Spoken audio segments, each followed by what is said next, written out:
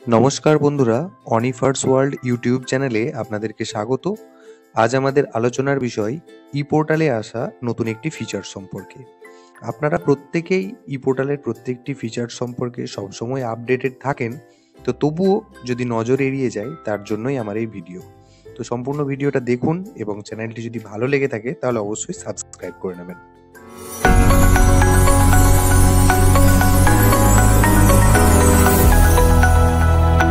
Log in করে নেওয়ার পর আপনাদের যে বিদ্যালয়ের নির্দিষ্ট পেজ সেটা ওপেন হয়ে যাবে এবং আপনারা সকলেই জানেন যে এই ই পোর্টালে কাজ করতে হলে বেশিরভাগ এই বাম দিকে থাকা যে মেন পয়েন্টগুলো আপনারা দেখতে পাচ্ছেন সেগুলো নিয়েই কাজ করতে হয় এবং এক্ষেত্রেও সেটার কোনো রকম অন্যথা হবে না। তো আমরা এখানে যে পয়েন্টটা নিয়ে কাজ করব, মানে যার ভেতরে যে নতুন ফিচার্সটা অ্যাড হয়েছে সেটা আমরা দেখব। তো তার জন্য সবার প্রথম আমাদেরকে এই স্টুডেন্ট এন্ট্রি অর আপডেট এই বাটনটিতে আগে ক্লিক করে নিতে হবে। নেওয়ার পর যে সাব পয়েন্টগুলো আমরা দেখতে পাচ্ছি সেই সাব পয়েন্টের একদম শেষ নম্বর পয়েন্ট রয়েছে, দেখুন, updating polling station and disability certificate reference. তো আমাদেরকে এই অপশানে ক্লিক করতে হবে।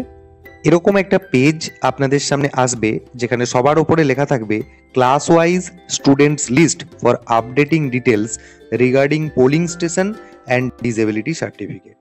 তো আপনাদেরকে যে কাজটা করতে হবে, প্রত্যেকটি শ্রেণী পিছু তাদের পোলিং স্টেশন এবং তাদের ডিসেবিলিটি সার্টিফিকেট যদি থেকে থাকে সেগুলোকে আপডেট করতে হবে। তো সেটা করার জন্য আমরা পেজটাকে একটু স্ক্রল ডাউন করব এবং এখানে প্রত্যেকটা ক্লাস শো করবে, সেটা আপনারা দেখতেই পাচ্ছেন, একদম প্রি প্রাইমারি থেকে ক্লাস 5। যদি কোনো বিদ্যালয়ে ক্লাস 5 পর্যন্ত না থেকে থাকে তাহলে ক্লাস 4 পর্যন্ত শো করবে এবং তার ঠিক এক পাশে রয়েছে অ্যাকশন বাটন। সেই অ্যাকশন বাটনের আন্ডারে দুটো পয়েন্ট আমরা দেখতে পাচ্ছি, একটা সাবমিট, একটা ভিউ। তো এখন সাবমিট বাটনে ঢোকার আগে যদি ভিউ নিয়ে আলোচনা করি তাহলে আমরা দেখতে পাবো যে উপরিক্ত যে জিনিসটা অর্থাৎ পোলিং স্টেশন এবং ডিসেবিলিটি সার্টিফিকেট যে আপডেট করার কথা বলা হয়েছে সেটা এখনো সম্পন্ন হয়নি। তো এখন ভিউ অপশনটা নিয়ে আমরা একটু পরে আলোচনা করব। তো প্রথমে আমরা কি করব, ক্লাসের রেসপেক্টে অর্থাৎ ধরুন প্রি প্রাইমারি, তার রেসপেক্টে তার পাশে থাকা সাবমিট বাটনটাতে আমরা ক্লিক করব।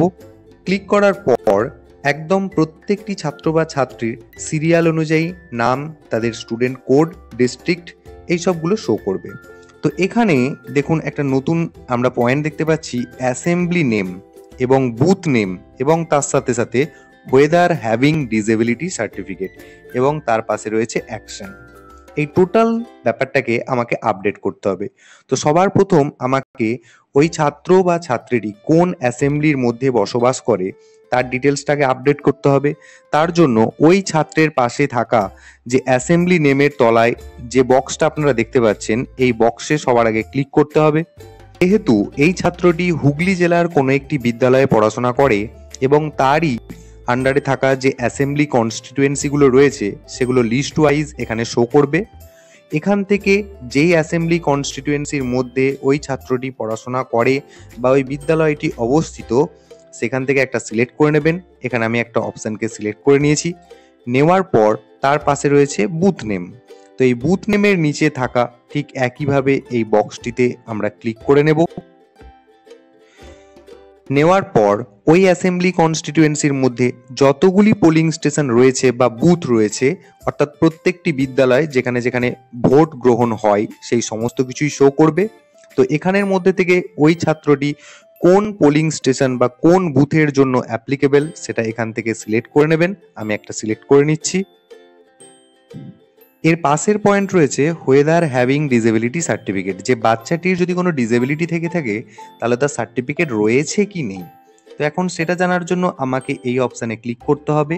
এখান থেকে আমরা ইয়েস এবং নো এই দুটো পাবো। যদি থেকে থাকে তাহলে ইয়েস সিলেক্ট করব, যদি না থেকে থাকে তাহলে নো সিলেক্ট করব। কিন্তু আমি যে ছাত্রটির জন্য আপাতত আপডেট করছি তার এই ধরনের কোনো ডিসেবিলিটি নেই, সেটা আমরা যখন এই ছাত্রটির ডেটা এন্ট্রি সবার প্রথমে করেছিলাম সেখানেতেই নো করে রেখেছি। তাই এখানে আপনারা দেখতে পাবেন এই জিনিসগুলো সবই খানিকটা ঝাপসা হয়ে রয়েছে। তো যাই হোক, এই জায়গাটা আমরা কাজ করতে পারছি না। যার রয়েছে সেক্ষেত্রে তাদের অপশানটা কিন্তু অ্যাক্টিভ থাকবে এবং সেখানে ইয়েস বা নো অপশান আপনারা সিলেক্ট করে নেবেন।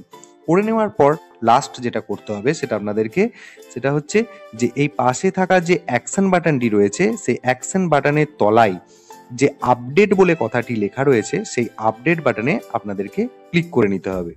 তো আমি আপডেট বাটনটাতে ক্লিক করছি।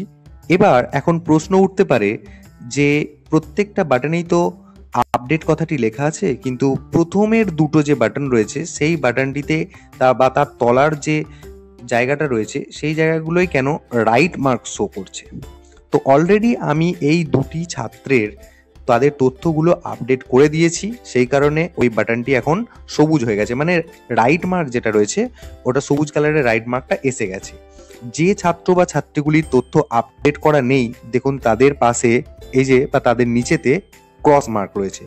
যখনই আপনি সমস্ত তথ্যগুলো দিয়ে এই আপডেট বাটনে ক্লিক করবেন তৎক্ষণাৎ ওই ক্রস মার্কটা কিন্তু সবুজ রাইট বাটনে পরিণত হবে।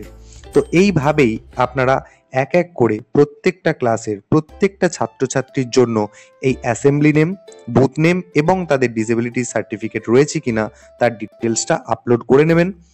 এটা হয়তো এখনো আপনার নির্দিষ্ট যে সার্কেল অফিস রয়েছে সেখান থেকে এখনো কোনো নির্দেশ আসেনি, তো যখন আসবেন তখনই এই ব্যাপারটা নিয়ে ভাবনা চিন্তা করবেন, তার আগে করার কোনো দরকার নেই। তো এই ছিল আপডেট, এটা আপনারা একটু দেখে নেবেন। আর যদি ভিডিওটি আপনাদের কাছে ইনফরমেটিভ হয়ে থাকে তাহলে আমার চ্যানেলটিকে সাবস্ক্রাইব করে পাশে থাকা বেল আইকনটি প্রেস করে রাখতে ভুলবেন না, যাতে করে সবার আগে এই ধরনের ইনফরমেটিভ ভিডিও আপনার মোবাইলে এসে যায়।